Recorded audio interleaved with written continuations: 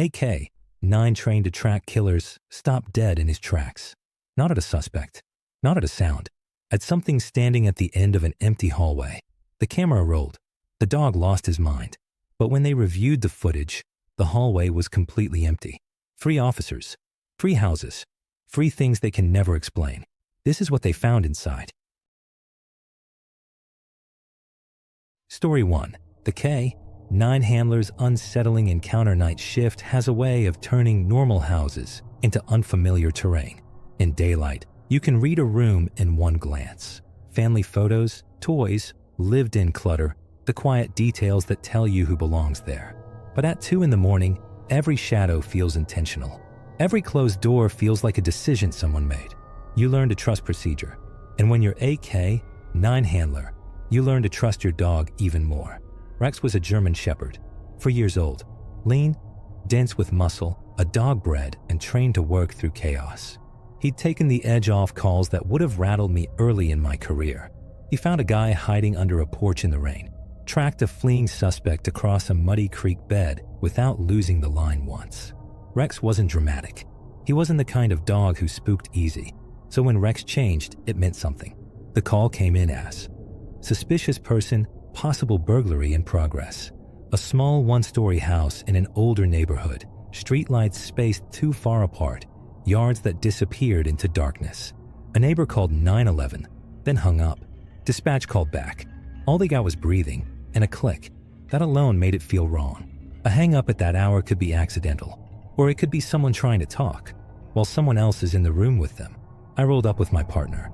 Lights off the last block, just headlights cutting across lawns. The house was quiet.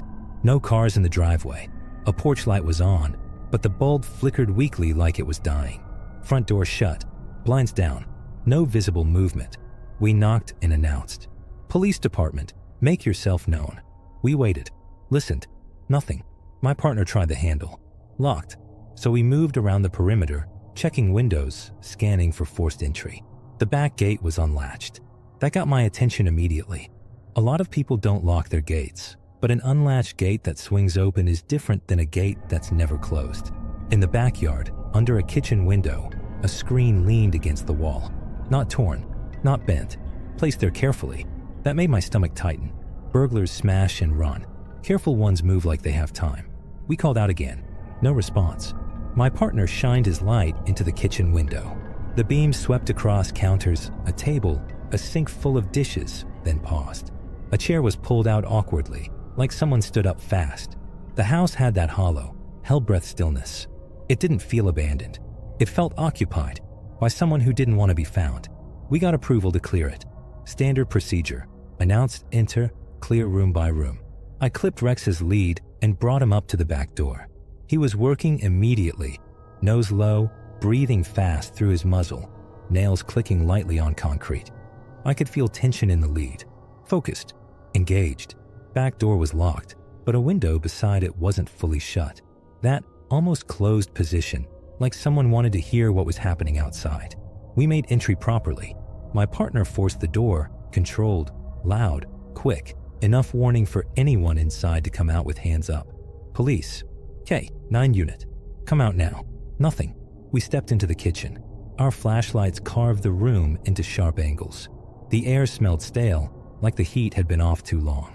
Rex's ears were forward, his body low but steady. He pulled toward the hallway leading deeper into the house. Not rushing, tracking. We cleared the kitchen and living room first. The living room had a recliner facing the TV, volume turned all the way down. A blanket folded on the arm like someone always sat there. On the coffee table, a glass of water. Condensation ring still wet. Recent. Real. My partner glanced at me. We were thinking the same thing. Someone had been here, not long ago. Rex moved past the living room, straight for the hallway. The hallway was narrow, the kind where your shoulders almost brush the walls. 3 doors, bathroom, small bedroom, and one at the end, likely the master. Bathroom door cracked open. My partner cleared it, empty. Small bedroom next. Neatly made bed. Kids' posters. No place to hide. Then Rex stopped. Not hesitated. Stopped. Like he hit an invisible line. His paws planted hard. His body locked. The hair along his spine rose in a rigid ridge. I'd seen his hackles lift before, but usually it was a split-second reaction. This was sustained. A low growl rolled out of his chest, deep enough I felt it through the lead. I followed his focus and raised my light. At the far end of the hallway, near the master bedroom door, stood a figure. Not crouched, not hiding, standing upright, like it belonged there. My brain tried to solve it fast. A coat on a rack, a shadow cast wrong. But the outline was too clean, too human. Shoulders, head, arms at its sides. Rex erupted. One sharp, violent bark, then another. He lunged so hard the lead snapped tight against my wrist. He wasn't barking at a sound. He was barking at what he saw. "Show me your hands," my partner shouted. The figure didn't flinch. My mouth went dry. I could hear my own breathing inside my vest. Fast, shallow. "Police. Hands." Now, Rex barked again. Furious. Warning. Then, without a sound, the figure moved. It didn't run. It didn't dart. It slid backward into the master bedroom, like the darkness swallowed it. My partner and I moved together, weapons up. Flashlight beams converged on the doorway. I tightened my grip on Rex's lead and pushed him forward, the way I always do when a suspect retreats. Rex refused. He planted harder, then growled again, but this time it sounded like a warning meant for me. His paws skidded on the hardwood as he braced and pulled backward. "Rex, work," I said under my breath. "Find him." Rex's ears flattened. He stared at the doorway like it was a cliff edge. My partner's voice went low. "You see that too?" "I saw something," I said, and I hated how small my words sounded. We cleared the doorway by angles. Corners first. Geometry drilled into muscle memory. My light swept the bedroom. Empty. Bed against the far wall. Dresser. Closet door half open. Ceiling fan still. No movement. No breathing. No feet under the bed. No shadow behind the curtain. Empty. We entered anyway. Methodical. Closet. Nothing. Under the bed. Nothing. Windows locked from the inside. Only one door in and out. And Rex stayed at the threshold. Chest low. Head high. Silent now, but tense. Unwilling to cross. We cleared the rest of the house again. Every closet. Every corner. Attic access. Crawl space. Nothing. No forced entry beyond the removed screen. And even that looked almost respectful. Like whoever came in didn't want to damage anything.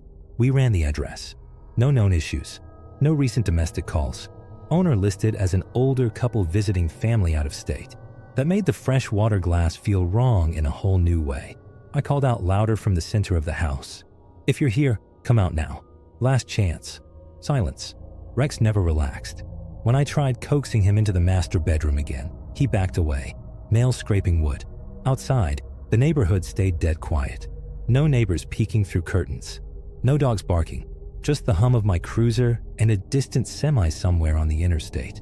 We stepped out to regroup. My partner exhaled hard, rubbed his face. "Maybe it was a shadow," he said, but he didn't sound convinced. I looked down at Rex. He was still staring toward the hallway, ears forward, body tight, not fooled, not confused, like he had seen a threat retreat behind a door. That didn't lead anywhere. We contacted the homeowner, confused, insisted nobody should be inside, asked us to wait until a family member arrived. So we waited in our cars under weak streetlight glow, listening to radio chatter, pretending this was just another night. A family member arrived close to dawn. Middle-aged man, tired eyes, keys shaking slightly in his hand. He walked through with us, turning lights on, muttering about kids and pranks. He found nothing out of place besides the screen. In the master bedroom, he paused at the closet like he expected something. Then he looked at Rex, and his voice dropped.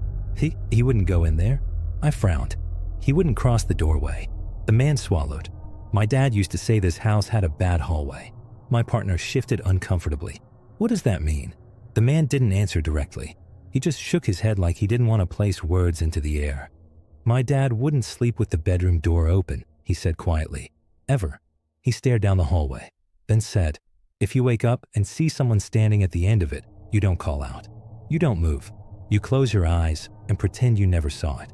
Outside, the sky was lightening, turning windows from black mirrors into gray glass. In the pre-dawn light, the house looked normal again, harmless. It should have made me feel better. It didn't, because Rex still refused to look away from that hallway. Later, after the call was filed as unfounded, I pulled Rex's body cam footage, Part of me wanted proof it had been a trick of light. The video played back, shaky motion, clipped audio. We moved through the kitchen, the living room, into the hallway. Then we hit the moment. Rex stiffened. Hackles rose. Growl filled the audio. My flashlight beam bounced down the hall. And on the screen, the hallway was empty. No figure. No outline. Nothing. But Rex's reaction was exactly the same. Barking, lunging, refusing to move forward. The camera hadn't captured what I saw. Or worse, it captured the truth, and my eyes filled in the rest. After that night, Rex was never the same around hallways. On other calls, he worked fine. Tracked, searched, obeyed. But any time we entered a house with a long hallway and a bedroom at the end, his pace slowed.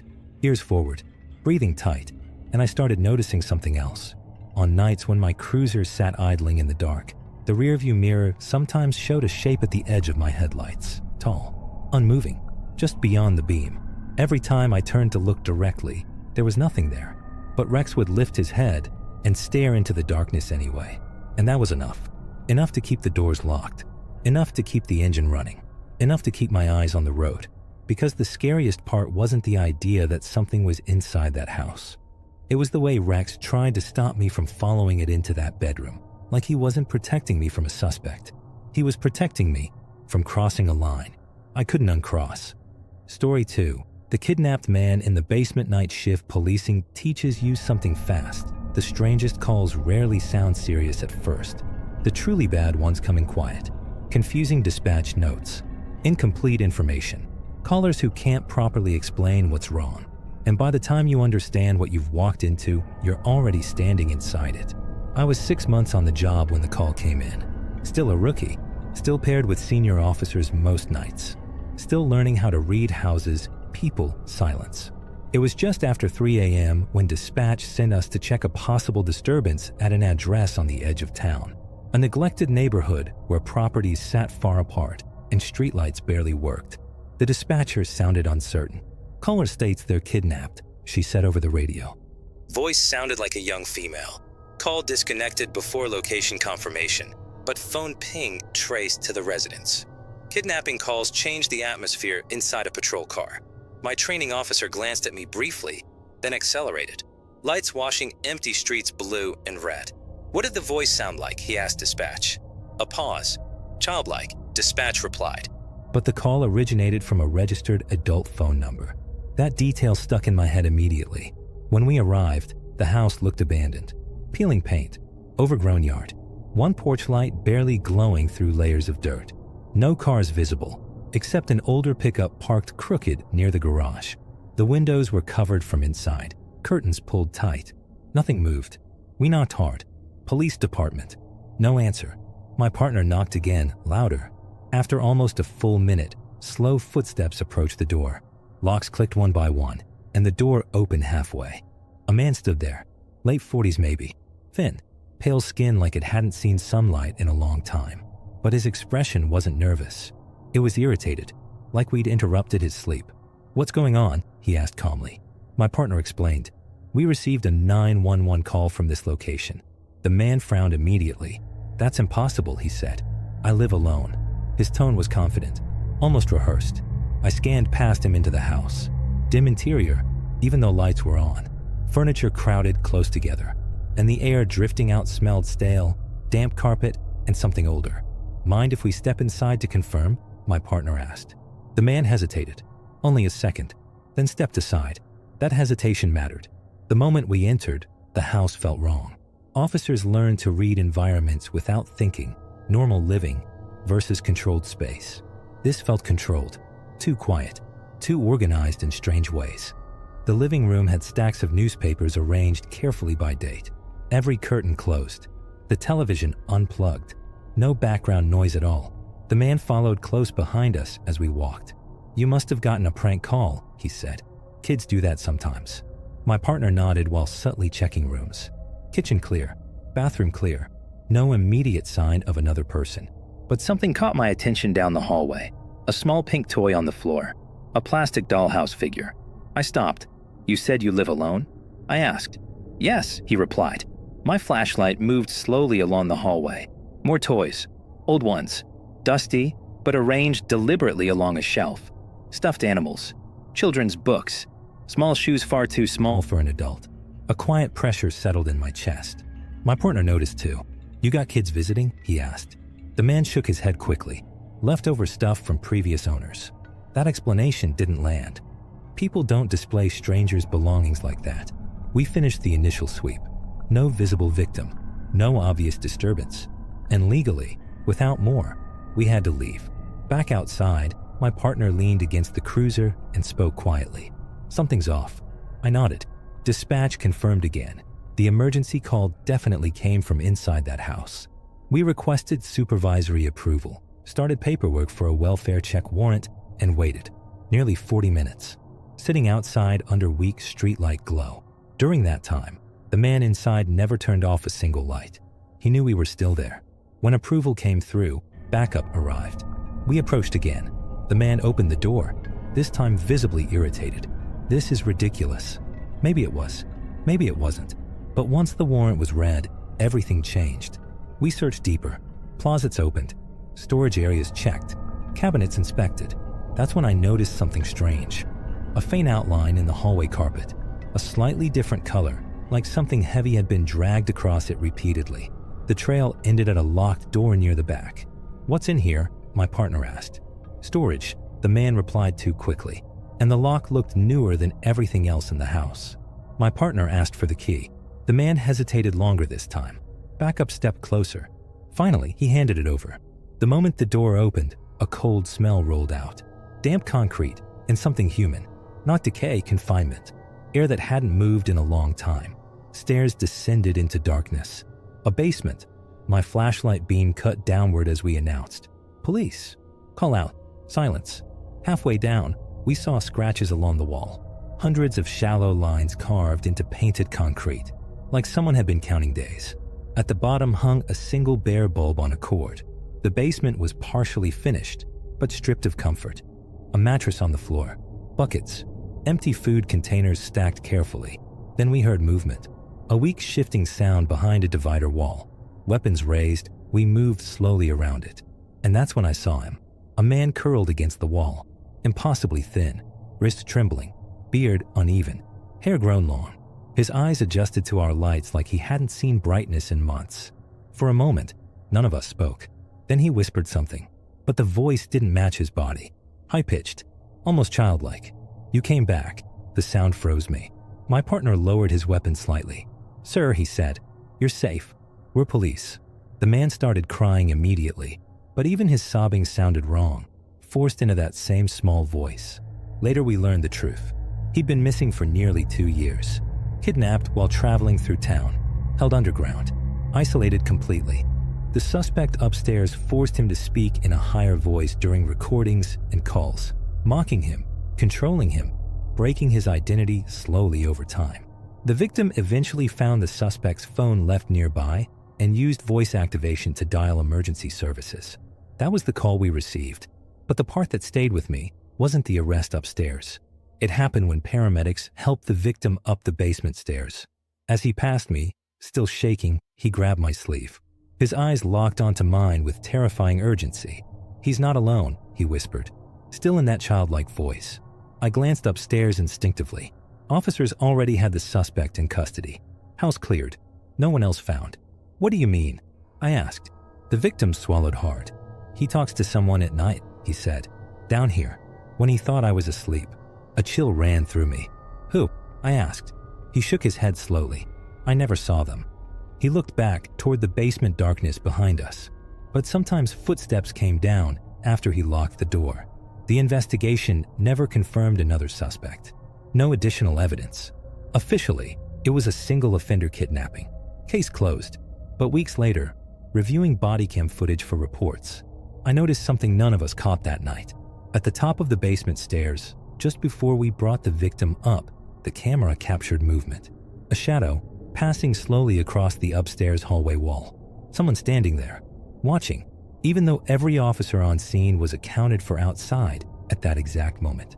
I replayed it dozens of times. It was always there, less than a second. And each time, right before the frame cut, you could hear it. Faint footsteps, moving away deeper into the house. Story 3. The Missing Man and the Screaming Woman Night Patrol sounds quiet from the outside. Most people imagine police work at night as long stretches of boredom, interrupted by the occasional traffic stop or a noise complaint. But officers learn quickly. The most dangerous calls are the ones that don't make sense from the beginning. This one came in at 2:41 a.m. dispatch, labeled it a 911 hang-up, normally low priority, unless something else comes with it. Seconds later, another caller reported hearing a woman screaming from a house on the same street. That changed everything. I'd been working patrol in a small Alabama town for nearly 8 years at that point, long enough to trust instincts more than reports, long enough to recognize a bad feeling before arriving. The neighborhood sat at the edge of town, older homes buried in dense trees, long driveways, streetlights that barely reached the properties. Most residents were elderly or lived alone. As I turned onto the road, the entire street looked asleep. No porch lights, no movement, no TVs glowing behind curtains. Dispatch gave me the address. A 2-story house set slightly back from the road, porch light off, curtains closed. No vehicles except a sedan parked crooked near the garage. Then I saw the front door. It wasn't open, but it wasn't closed either, just barely pushed inward, moving faintly with the night breeze. I radioed dispatch. Unit on scene. Door appears unsecured. Backup was still several minutes out. Training says wait. Instinct sometimes says you can't. I stepped onto the porch and knocked firmly. Police department. The door creaked wider on its own. No response. Inside, the house smelled normal. No smoke.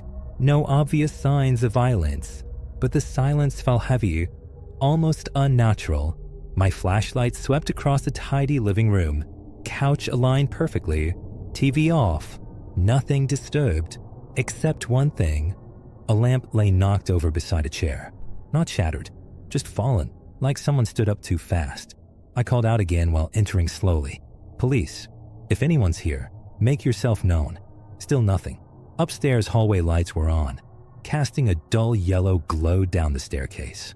I started clearing rooms while waiting for backup. Kitchen clear, dining room clear. No forced entry anywhere. But halfway up the stairs, I noticed small dark stains along the wall. At first I thought it was dirt, shadow, but when my light hit them directly, the color became unmistakable. Blood, not fresh, but not old either. Backup announced arrival over radio just as I reached the second floor. Another officer joined me. Together, we continued the sweep. The upstairs bathroom door stood open. Inside, more blood marked the sink and tile floor. A towel lay crumpled nearby, like someone tried, unsuccessfully, to clean something. No body, no victim, no explanation. Dispatch confirmed the homeowner was a middle-aged man who lived alone. No registered female residents, which made the neighbor's report of screaming worse. We cleared bedrooms next. Everything looked normal. Bedmate, closet untouched, personal belongings still there. But the house felt like it had been abandoned mid-moment, like someone had left in a hurry and never came back. Then we heard it, a sound from downstairs, a slow shifting noise. Both of us froze. We had just cleared that area minutes earlier. Weapons raised, we moved back toward the staircase. Every step sounded louder than it should have. Halfway down, the sound stopped. Living room empty. Front door still open. But something had changed. A section of flooring near the hallway looked slightly uneven, like pressure had shifted it. My partner crouched, pulled at the edge, and the panel lifted. A hidden hatch. Narrow, barely visible unless you knew where to look. Basement access. The air rising from below carried a metallic smell. Fresh blood. We announced again before opening it fully. Police department. Come out now. No answer. The staircase descended sharply into darkness, tighter than a normal basement entrance. My flashlight beam revealed concrete walls, storage boxes, and then a chair, positioned directly under a single ceiling light. Heavy-duty zip ties dangled from the chair's arms, cut cleanly through. Around it spread a large dark pool soaking into unfinished concrete. Too much blood for a minor injury. My heartbeat slammed in my ears. We moved farther in, and then something crashed behind us. Fast movement. A figure exploded from behind stacked boxes near the far wall. Tall, thin, moving with desperate speed. Before either of us could fully react, the person sprinted to a small basement window, already broken open from the inside. Glass shattered further as they forced themselves through. By the time we reached the window, whoever it was had vanished into the darkness behind the house. 9 units searched for hours. Nothing. No clear footprints. No nearby cameras. Inside the basement, investigators confirmed it. Someone had been restrained there recently. The blood suggested severe injury, but no body was ever recovered, and the homeowner was gone. Wallet still upstairs. Phone charging beside the bed. Car untouched in the driveway. He didn't run. He didn't pack. He simply disappeared. Days later, during interviews, the neighbor who made the original call was certain about one detail. She didn't hear a man screaming. She heard a woman crying, begging for help, over and over. Investigators searched everything tied to the homeowner. Family, relationships, missing persons links. No female connection. No evidence any woman had ever lived there. The case went cold, but about 3 weeks later, I was back on late-night patrol near that same neighborhood. I drove past the now empty house, and something caught my eye upstairs. A light flickered briefly behind one of the windows. Impossible. The property had been sealed during the investigation. I stopped the cruiser and watched. The light turned off again. Just darkness. I told myself it was electrical issues. Still, before leaving, I checked the perimeter. Everything locked. Everything empty. But as I walked back toward my car, my radio crackled with open static. No transmission active. Just noise. And through that noise, for less than a second, I heard it. A woman's voice. Screaming. Coming through my speaker. Dispatch confirmed there were no incoming calls. No recorded transmission. Nothing logged. That house still sits empty today. And every officer who worked that case avoids driving that street alone on night shift. Because sometimes residents nearby still report hearing a woman crying.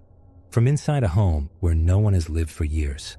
And when they call it in, dispatch still lists the same address. But every time units arrive, the front door is closed. The lights are off. And the house is silent. Like it's waiting for 241 to come back again.